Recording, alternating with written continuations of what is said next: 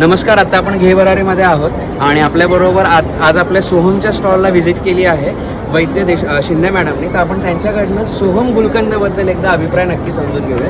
Madam, तुम्ही आजपर्यंत भरपूर गुलकंद घेतले असतील, त्यातल्या त्यात सोहमचा प्रवाळयुक्त गुलकंद तुम्हाला कसा वाटला आणि तो का उन्हाळ्यामध्ये घ्यावा हे जर तुम्ही सांगितलं तर आम्हाला आवडेल.